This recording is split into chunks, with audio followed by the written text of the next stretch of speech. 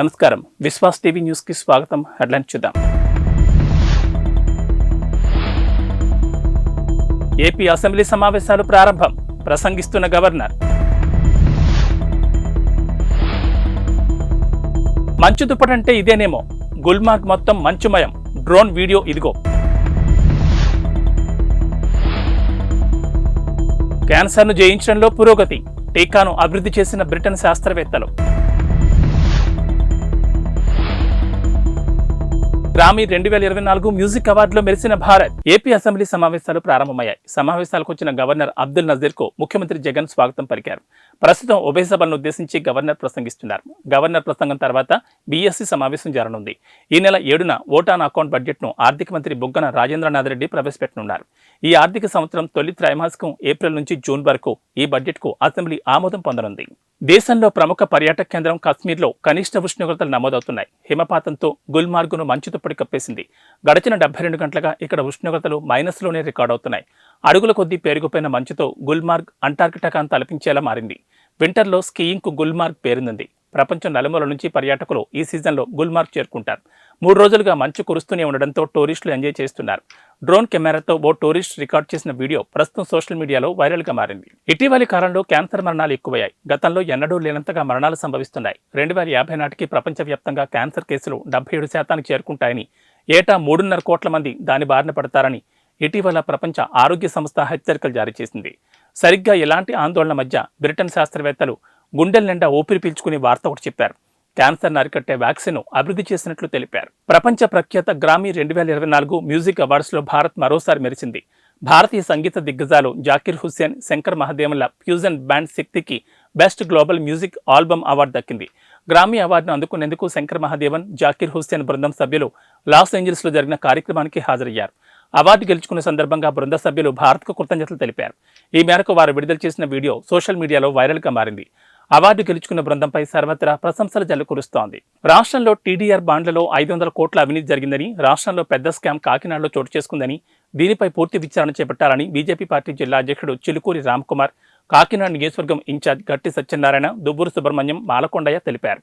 Kakinada BJP party కార్యాలయంలో జరిగిన విలేకరుల సమావేశంలో వారు మాట్లాడారు. టీడీఆర్ బాండ్ల విషయంలో జిల్లా కలెక్టర్ తక్షణ చర్యలు తీసుకోవాలని, లేని పక్షంలో బీజేపీ పార్టీ తరఫున ఉద్యమాలు చేపడతామన్నారు. దుమ్మలపేట ప్రాంతంలో వోల్టేజ్ పరిశ్రమల కోసం 4.5 ఎకరాల భూమిని సబ్స్టేషన్ కోసం సేకరించడం జరిగిందన్నారు. అదేవిధంగా మరో 4.5 ఎకరాలు సాలిడ్ వేస్ట్ మేనేజ్మెంట్ కోసం భూసేకరణ, టీడీఆర్ బాండ్ల పేరుతో పెద్ద ఎత్తున అవినీతి జరిగిందన్నారు. 500 కోట్ల కుంభకోణం జరిగిందని, దీనిపై జిల్లా కలెక్టర్ తక్షణమే చర్యలు తీసుకోవాలని డిమాండ్ చేశారు. లేని పక్షంలో ఉద్యమంతో పాటు గవర్నర్కు ఫిర్యాదు చేస్తామన్నారు. ఈ సమావేశంలో లక్ష్మీ ప్రసన్న, గంగాధర్, మల్లాడి గంగాధర్ తదితరులు పాల్గొన్నారు. ఇప్పుడు మా నాయకులు ఆల్రెడీ ఇప్పుడు దాకా జరిగిన దాని గురించి, ఇవాళ వాస్తవం, కాకినాడలో ఉన్న వాస్తవం గురించి కూడా మాట్లాడారు. మీ అందరికీ తెలియజేస్తుంది ఏంటంటే, దుమ్ములపేట ఏరియాలో మనకి సబ్స్టేషన్ అవసరం వచ్చింది. ఎందుకు అవసరం వచ్చింది? అక్కడ ఉన్న జనాభా రీత్యా ఎక్కువ మంది ఇల్లులు, ఎక్కువ కంపెనీలు ఉండడం వలన అక్కడ అది అవసరం వచ్చింది. అలాంటి చోట ఒక సాలిడ్ వేస్ట్ మేనేజ్మెంట్ ప్లాంట్ పెట్టాల్సిన అవసరం ఏముంది? అక్కడే రాజీవ్ గురుగల్పులో, దుమ్ములపేటలో, ఆ చుట్టుపక్కలంతా ఎంతోమంది కార్మికులు, ఎంతోమంది మత్స్యకారులు, ఎంతోమంది నివసిస్తున్నారు. అలాంటి చోట ఒక 450 కోట్లు పెట్టి ఒక మన వేస్ట్ మేనేజ్మెంట్ ఒక ప్లాంట్ పెట్టాల్సిన అవసరం ఏముంది? దుమ్ములపేటలో ఉన్న ప్రజలు లో వోల్టేజ్ వల్ల చాలా ఇబ్బందులు పడుతూ ఉన్నారు. అక్కడ ఒక ఎలక్ట్రిక్ సబ్స్టేషన్ అవసరం ఉంది. దాన్ని గమనించి ఈ ప్రజా ప్రతినిధులు కానీ, అధికారులు కానీ 2 సంస్థల నుంచి ఈ ల్యాండ్ ఎక్వైర్ చేసి, ఒక సంస్థ దగ్గర 4.5 ఎకరాలు, అలా మొత్తం మీద 9 ఎకరాలు సేకరించి టీడీఆర్లు ఇష్యూ చేయడం జరిగింది. అంటే కాంపన్సేషన్గా టీడీఆర్ ఇష్యూ చేయడం జరిగింది. మామూలుగా అయితే ఇలాంటి ఎలక్ట్రిక్ సబ్స్టేషన్ కోసం గవర్నమెంట్ ల్యాండ్లో నిర్మించడం జరుగుతుంది. ఎందుకంటే ఇది పర్మనెంట్గా గవర్నమెంట్ ఎసెట్ కనుక. అలాంటిది అందులో అవినీతి చేసే అవకాశం లేదు కనుక ఈ ప్రజాప్రతినిధులు 2 ప్రైవేటు సంస్థలను పట్టుకొని వాళ్ళకి ఈ టీడీఆర్లో ట్రాన్స్ఫర్ చేయడం జరిగింది. ఇందులో చాలా పెద్ద ఇద్దరు మీ మిత్రులకు ఇవాళ ప్రెస్ మీట్లో కూర్చున్న పెద్దలందరికీ నమస్కారం. కాకినాడ నగరంలో, కాకినాడ జిల్లాలో జరుగుతున్నటువంటి అవినీతి అక్రమాలు ఏవైతే ఉన్నాయో ఇప్పుడే మా పెద్దలు చెప్పినట్టుగా దాదాపుగా 1000 కోట్ల రూపాయల అవినీతి జరుగుతున్నట్టుగా ఇన్ఫర్మేషన్ మా దగ్గర ఉంది. ఈ యొక్క అవినీతి స్థానిక ఎమ్మెల్యేలు అధికారులు కలిసి కోఆర్డినేషన్ చేసుకొని ఎవరైతే అవినీతి పరులు ఉన్నారో వాళ్ళని ఎంకరేజ్ చేస్తూ మా జిల్లా పరిషత్ గారు చాలా డీటెయిల్ చెప్పారు. అసలు అంటే మామూలుగా ఈ సబ్ స్టేషన్ చాలా ఇంపార్టెంట్, అలాగే మున్సిపాలిటీకి బడ్జెట్ కొంచెం ఇంపార్టెంట్. అంటే ఒక టీడీఆర్ అనేది దాని ఇంపార్టెన్స్ తెలిస్తే అసలు ఆ మున్సిపాలిటీ వాళ్ళు దేనికి ఇవ్వాలని ఆలోచించుకోవాలి. ఒక టీడీఆర్ కేవలం ఎమర్జెన్సీ వాటికి ఇవ్వాల్సి వస్తుంది, రోడ్డు వైడింగ్లకి, తర్వాత సబ్స్టేషన్ కూడా ఇవ్వచ్చు. కానీ 9 ఎకరాల స్థలం తీసుకోవడానికి అసలు 9 ఎకరాల స్థలానికి మామూలుగా కొనుక్కుంటే పబ్లిక్ కూడా చాలామంది ముందుకు వస్తారు. దాన్ని అక్కడ ఎకరం 4 కోట్ల నుంచి 5 కోట్ల దాకా రాదు. ఎందుకంటే నేను ఒక బ్యాంకులకి వాళ్ళ ఇంజనీర్ని, వాల్యూని కూడాను అక్కడ చాలా చోట్ల వాల్యుయేషన్ చేశాను. నేను ఎకరం 3 కోట్లు దాటి వేయట్లేదు. 3-4 కోట్ల ఆస్తిని వాళ్ళు సుమారుగా 9 ఎకరాలు లెక్కేసుకోండి, 27 లక్షల కోట్లు అవుతుంది, ఇలా 30 కోట్లు.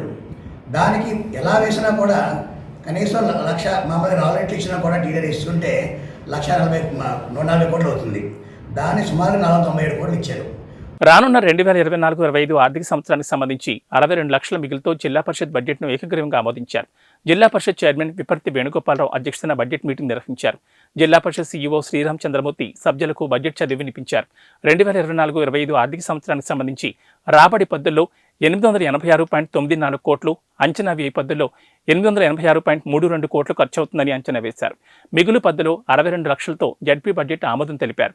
ఈ సమావేశానికి 2 మంత్రులు, ఎమ్మెల్యేలు, ఎంపీలు గైర్హాజరయ్యారు. రాష్ట్ర మంత్రి చెల్లుబోయిన వేణు, రాజ్యసభ సభ్యుడు పిల్లి సుభాష్ చంద్రబోస్ మాత్రమే హాజరయ్యారు. జిల్లా కలెక్టర్ కృతికా శుక్లా, కోనసీమ, తూర్పుగోదావరి జిల్లాల జాయింట్ కలెక్టర్లు తదితరులు పాల్గొన్నారు. ఇదే కాకుండా ఇటువంటి ఆర్థిక ఒడిదుడుకులు ఉన్న దేశీ గారు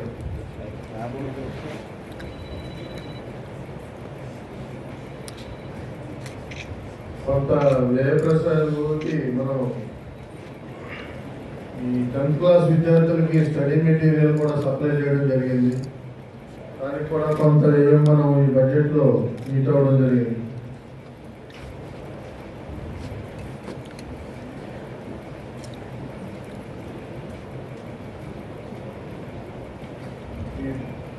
మనం సవరించినటువంటి బడ్జెట్ని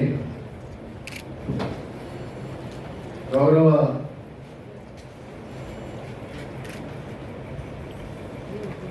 సిఇఓ గారు ప్రవేశపెట్టినటువంటి బడ్జెట్ని మన గౌరవ సభ్యులందరూ కూడా ఆమోదించవలసిందిగా కోరుకుంటున్నారు. గారు శ్రీ విపర్తి వేణుగోపాలరావు గారికి, అదేవిధంగా ఇక్కడ ఆశీనులైనటువంటి మన ఎంపీ పిల్లి సుభాష్ చంద్రబోస్ గారి గౌరవనీయులైనటువంటి ఎంపీ గారు శ్రీ పిల్లి సుభాష్ చంద్రబోస్ గారికి, అదేవిధంగా జిల్లా జాయింట్ కలెక్టర్ ప్రవీణ్ ఆదిత్య గారికి, కోనసీమ జిల్లా జాయింట్ కలెక్టర్ గారు నుపూరి గారికి, సభలో ఆశీనులైనటువంటి మన ప్రీతం సభ్యులందరికీ, అదేవిధంగా అధికారులకు, అనధికారులకు, మరియు అక్కడ ఆశీనులైనటువంటి ఆహూతులైనటువంటి పత్రికా విలేకరులకి అందరికీ కూడా నా మనసు మాంజలు తెలియజేస్తూ ఈ సభా కార్యక్రమంలో ముందుగా అధ్యక్షుల వారి యొక్క తొలి పలుకులు పలకవలసిందిగా తెలియజేయవలసిందిగా గౌరవనీయులైనటువంటి మన చైర్పర్సన్ గారిని కోరడమైనది.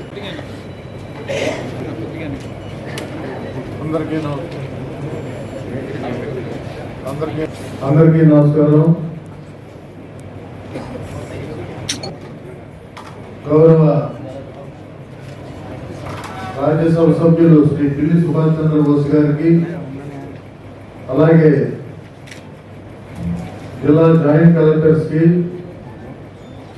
ప్రజాప్రతినిధులకు, నా తోటి గౌరవ జడ్పీటీసీ సభ్యులకు, కోఆప్షన్ సభ్యులకు మరియు మండల పరిషత్ అధ్యక్షులకు, ఇతర జిల్లా అధికారులకు, సిబ్బందికి నా హృదయపూర్వక నమస్కారాలు. హాజరైన ఎలక్ట్రానిక్ అండ్ మీడియా ప్రతినిధులకు మరియు ప్రెస్ రిపోర్ట్లకు, ఇతర ఉద్యోగులకు శుభాభినందనలు.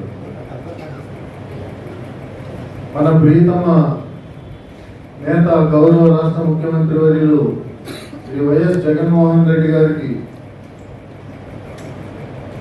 ఖ్యాతి తెచ్చే విధంగా మనందరం కలిసి పనిచేయాలని కోరుతూ ప్రజలకు అందుబాటులో ఉండి జిల్లా స్థాయి అధికారుల ద్వారాను మండల స్థాయి అధికారుల ద్వారాను ప్రజా సమస్యలు పరిష్కరించే విధంగా కృషి చేయాలని కోరుకుంటూ జిల్లా పరిషత్ పాలక మండలి ఏర్పడి మనం సుమారు 2.5 సంవత్సరాల కాలం పూర్తయినదని ప్రభుత్వం నుండి మంజూరైన వివిధ పథకములను అభివృద్ధి పథకంలో నడిపించడం జరుగుతున్నది. అలాగే 23-24 ఆర్థిక సంవత్సరంలో సాధించిన వివిధ అభివృద్ధి పనుల ప్రగతి, ప్రస్తుత సంవత్సరంలో కొనసాగించు 24-25 ఆర్థిక సంవత్సర వార్షిక బడ్జెట్ను ప్రస్తుతం సభలో ప్రవేశపెట్టి ఆమోదం కొరకు వివరించవలసిందిగా సిఇఓ గారిని కోరుతున్నాం. తెల్లారు రామాలయం వద్ద భజన కార్యక్రమం శ్రీ వేణుగోపాల భక్తి స్వరాంజలి గ్రూప్ సభ్యులు తర్రా జనార్దన్ రావు మరియు అభయాంజనేయ భజన బృందంతో కలిసి భజనలో పాల్గొన్నారు. అయ్యన్నవాడు హార్మోనిస్ట్ మరియు Someswararao, Chinnarao, S Malleswararao, R Srinivas, S Bhaskarrao, Krishnarao, Lakshminarayana, వాయిద్యకారులు పాల్గొన్న బృందం మరియు అర్చకులు వై గవరయ్య తెలియజేశారు.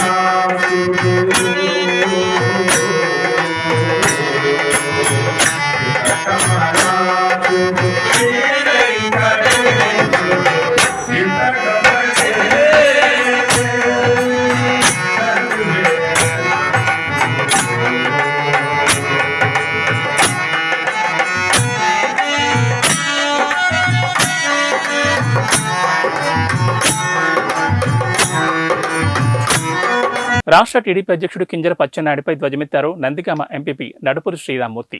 అందరికీ నమస్కారం. ఈరోజు తెలుగుదేశం పార్టీ రాష్ట్ర అధ్యక్షుడు అచ్చెన్నాయుడు గారు మా వైఎస్ఆర్సీపీ ఎంపీ క్యాండిడేట్ అయిన తిలక్ గారిపై ఆవాకులు చవాకులు పేలుతున్నారు.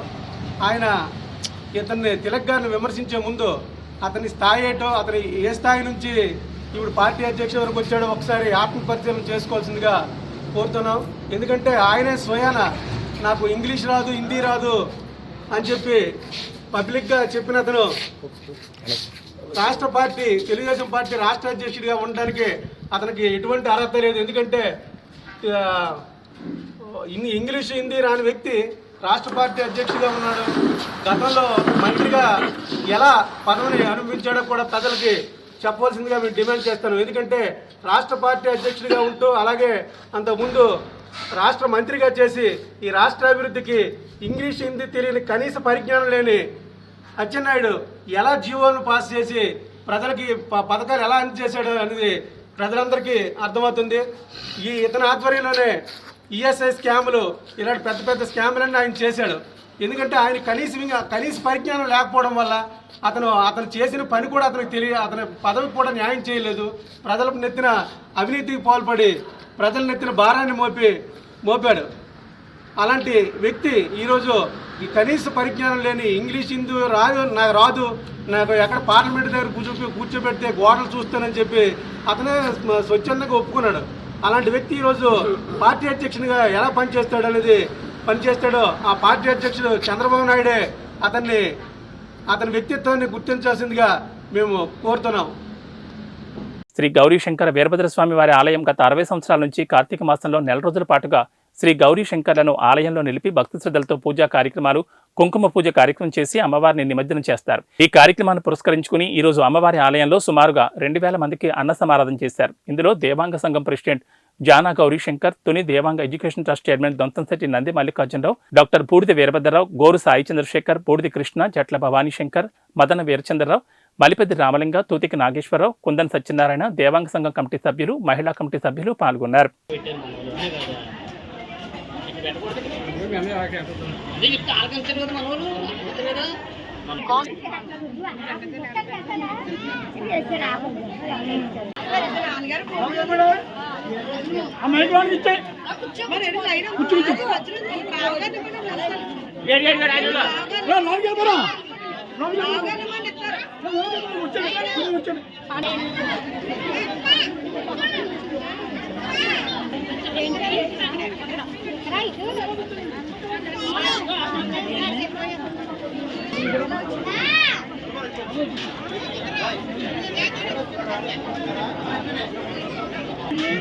భారతీయ జనతా పార్టీ సంఘటన పరంగా బలోపేతం చేయడానికి యూత్ కమిటీలు క్లస్టర్ పరంగా కార్యకర్తలు నియమించి అసెంబ్లీలో పార్టీని బలోపేతం చేయడానికి రాష్ట్ర నాయకులు విస్తారక్ రాష్ట్ర కన్వీనర్ ఉన్ని కృష్ణారావు తుని నియోజకవర్గంలో పర్యటించారు. ఈ కార్యక్రమంలో assembly convener Velugula Venugopal, co convener Lalam Lovaraju, assembly incharge D Suryanarayana, జిల్లా ఉపాధ్యక్షుడు పరకడ చక్రధర్రావు, స్థానిక దారాలమ్మ గుడి వద్ద తుని పట్టణ శివారులో స్థానికులకు 40 మంది పార్టీలు చేరారు.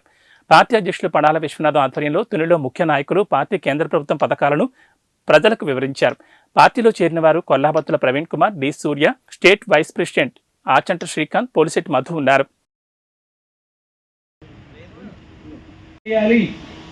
వందే భారత్ ట్రైన్ వచ్చింది మన దగ్గరికి. తునిలో స్టాపింగ్ లేకపోయినా కూడా మన ఈ వెళ్తున్నాయి.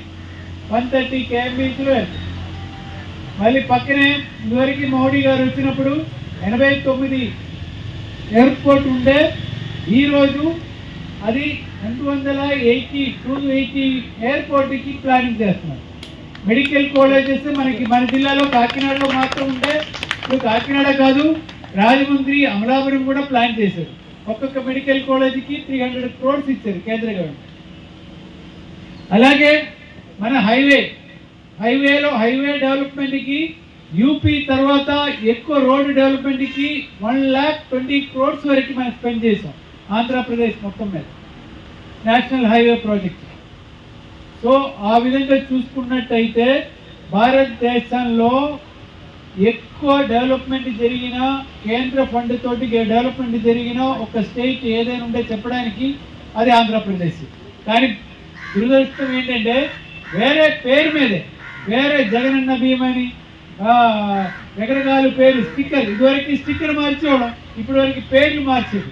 ఆ విధంగా జగన్ గవర్నమెంట్ పేర్లు మార్చేసి జనాల్లోకి వెళ్ళిపోయాడు. రేషన్ డిపో తీసుకొచ్చుతున్నారు, మనకి ఉచిత బియ్యం ఇస్తున్నారు. బొమ్మేమో జగన్మోహన్ రెడ్డి గారిది ఉన్నాయి, కానీ ఇచ్చేదేమో నరేంద్ర మోడీ గారు. ఇదన్నీ తెలుసుకోవడానికి భారత్ వికసిత్ భారత్ అని మీ ముందుకు వస్తుంది. అందులో మీ డౌట్ మీరు అడగండి. ఏ డౌట్ అయినా సెంట్రల్ గవర్నమెంట్ ఆఫీషియల్స్తో పాటు ఇక్కడే పనిచేస్తున్న మీకు పరిచయం ఉన్న స్టేట్ గవర్నమెంట్ ఆఫీషియల్. ఈరోజు ముఖ్యంగా భారతీయ జనతా పార్టీ వ్యవస్థాపకులు లాల్ కృష్ణ అద్వానీ గారికి భారతదేశంలో అత్యున్నతమైనటువంటి మరి పదవి ఏదైతే ఉందో, అత్యున్నతమైనటువంటి అవార్డు ఏదైతే ఉందో మరి ఇవ్వడం జరిగింది.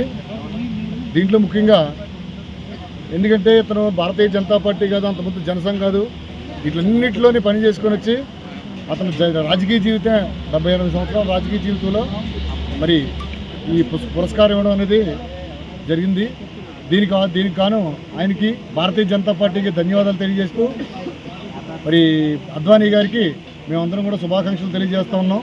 అయితే ఈరోజు తుల్లో మరి చాలామంది యువకులు భారతీయ జనతా పార్టీ మరి మోడీ గారు చేసినటువంటి అనేక రకాల అభివృద్ధి కార్యక్రమాలు కానీ లేదనుకుంటే భారతీయ జనతా పార్టీ భారతదేశంలోని ప్రపంచంలోని నెంబర్ 1 అవ్వాలనేటువంటి ఆలోచన ఏదైతే ఉందో మరి 2040 నాటికి 100 సంవత్సరాల స్వతంత్రం వచ్చిన తర్వాత ఈ భారతదేశం నెంబర్ 1గా రావడం ఖచ్చితంగా వస్తుంది.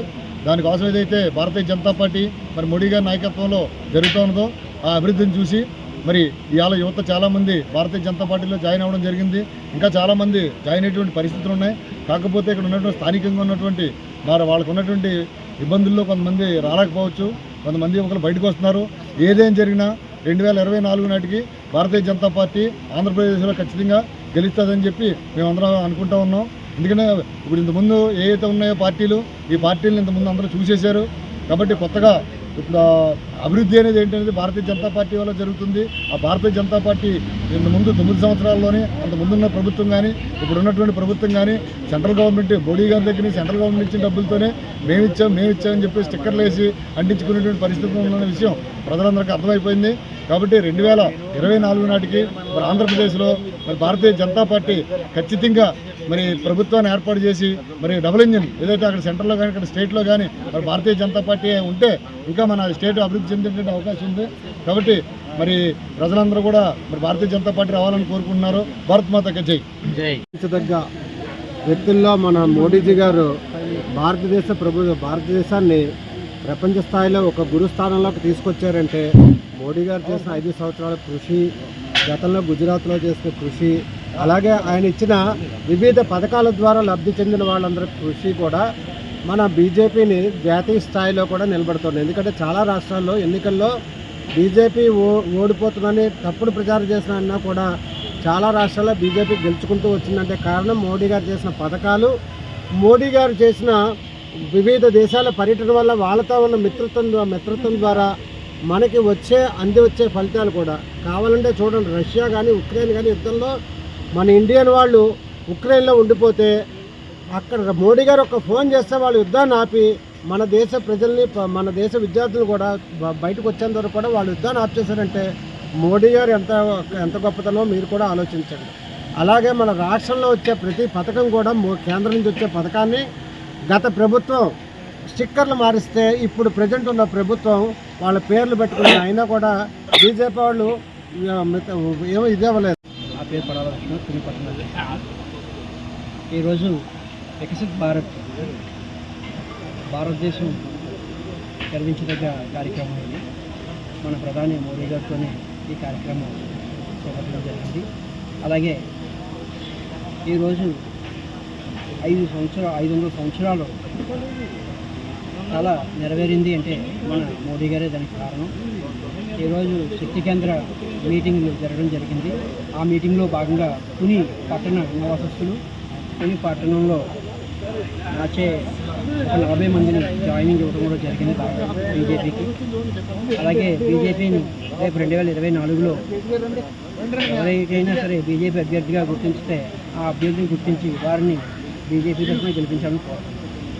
అమరావతి అనంతపురం జాతీయ రహదారిపై తెల్లవారుజామున ఓ లారీ అదుపు తప్పి బోల్తా పడింది. ఖమ్మం పట్టణంలోని స్థానిక పెట్రోల్ బంక్ సమీపంలో ఈ ప్రమాదం చోటు చేసుకుంది. గతంలో ఇదే చోట ఎన్నో రోడ్డు ప్రమాదాలు జరిగినా కానీ హైవే అధికారులు నిమ్మకు నీరెత్తినట్లు వ్యవహరిస్తున్నారు. మార్కాపురం నుంచి బెస్తవారిపేట వైపుకు వెళ్తున్న లారీ అదుపు తప్పి బోల్తా పడిన సంఘటనలో లారీ క్లీనర్కు గాయాలు కాగా చికిత్స నిమిత్తం ప్రభుత్వ ఆసుపత్రికి తరలించారు.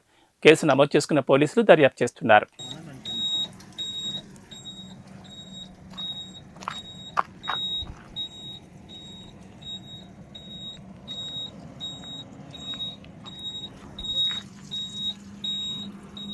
ప్రకాశం జిల్లా ధోర్నాల పంచాయతీ పరిధిలోని ఐనమొక్కల నందు క్రైస్ట్ చర్చ్ సంఘ కాపరి పాస్టర్ బుట్టి అగస్టిన్ గారి ఆధ్వర్యంలో ప్రత్యేకమైన ప్రార్థనలో పాల్గొన్నారు ఎర్రగొండపాలెం టీడీపీ నియోజకవర్గ ఇన్ఛార్జ్ గూడూరు ఎరిక్షన్ బాబు మరియు ధోర్నాల మండల నాయకులు. ఈ కార్యక్రమంలో క్రీస్తు సైన్యం చిల్డ్రన్ మినిస్ట్రీస్ వ్యవస్థాపకులు Butti Dilip Kumar, central church of Christ సువార్థికులు సింగ రాజేష్ మరియు క్రైస్ట్ చర్చ్ సంఘ పెద్దలు పాల్గొన్నారు.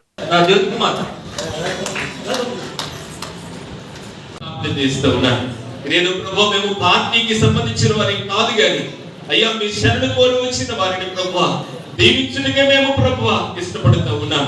తండ్రి కనికరించయ్యా, సార్గాన్ని మీరు దీవించండి. మా నాయకులందరినీ, వారి కుటుంబాలని, వారి వ్యాపారాలను ప్రభు అయ్యా వారి చేతి పనులన్నింటినీ కూడా మీరు దీవించండి. వెళుతుండగా మీ సన్నిధి తోడు ఉంచండి. ఇది ఏ కార్యక్రమాల్లో సార్ గారు ఉండబోతున్నారు, వారితో పాటు ప్రభు వారి టీం అంతా ఉండబోతుందో మీ సన్నిధి వారికి తోడుగా ఉంచి ఆయన మీరే ఘనతను దయచేయమని ప్రార్థన చేస్తూ ఉన్నాను. ఆయన మొక్కలకు ప్రభు మాకు క్రిస్టియన్ పెద్దలుగా ఉన్నటువంటి మా ప్రియులు పెద్దలు డిపిఎస్ఐ గారిని బట్టి స్తోత్రం చెల్లిస్తున్నాను. వారిని వారి కుటుంబాన్ని కూడా మీరు దీవించండి. స్థానికంగా ఉన్న పెద్దలందరినీ, కూడి వచ్చిన అందరినీ, కార్యకర్తలందరినీ దీవించండి.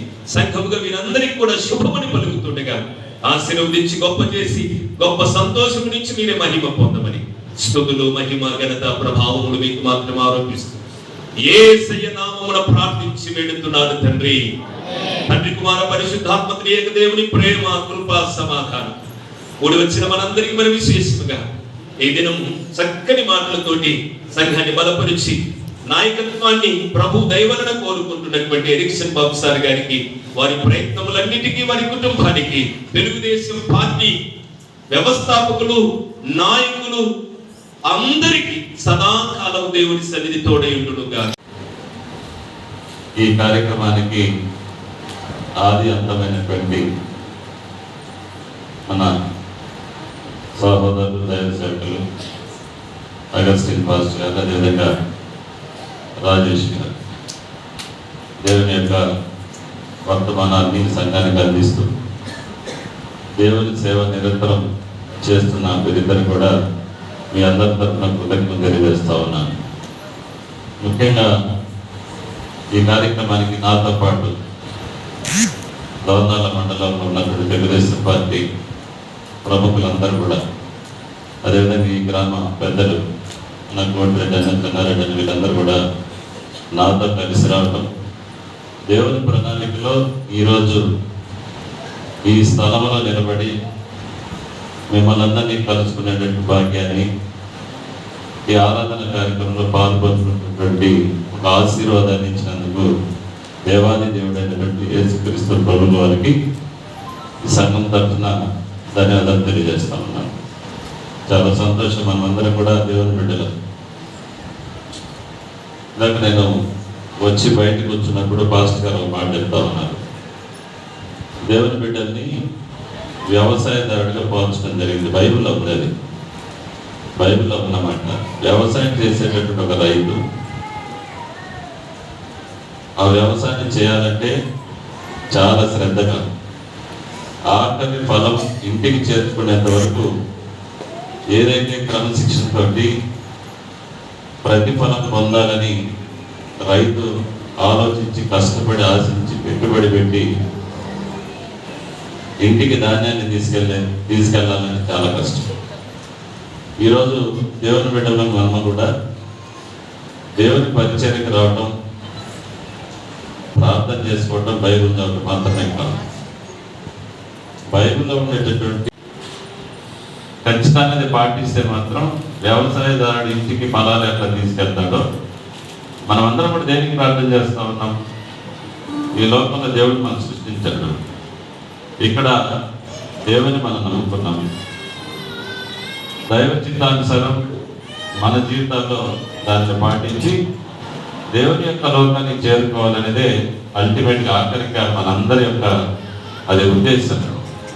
ఆ ఉద్దేశాన్ని నెరవేర్చాలంటే మనం ఖచ్చితంగా మన ఆత్మలన్నీ కూడా పరిశుద్ధంగా ఉండాలా, మన ఆలోచనలన్నీ స్వచ్ఛంగా ఉండాలా, మన నడవడికలు క్రమశిక్షణతో కలిగినటువంటి జీవితాన్ని మనం అలవాటు చేసుకున్నప్పుడే మనకు అది సాధ్యం. కానీ ఈ లోకంలో మనుషులను కనుక ఏదైతే దేవుని బిడ్డకి ఎక్కువ కష్టాలు వస్తూ ఉంటాయి, మీరు గుర్తుపెట్టుకోండి. నిజంగా ఈ భూమి మీద కష్టం వస్తే మాత్రం ఖచ్చితంగా దేవునికి దగ్గర ఉన్నట్టే లెక్క. మీరు సుఖాన్ని, భోగభాగ్యాన్ని అనుభవించే వాళ్ళు దేవునికి చాలా దూరంగా ఉంటారు. దేవుడు మనందరూ పేదవారికి పుట్టించారు తెలుసా మీకు? మన అదృష్టం. పేద కుటుంబాల్లో, పేద వర్గాల్లో మనం అందరం పుట్టించి మనల్ని దేవుడు సృష్టించడం అనేది మన అదృష్టం. ఎందుకంటే ఐవీ బులెటిన్ విశేషాలు. నమస్కారం.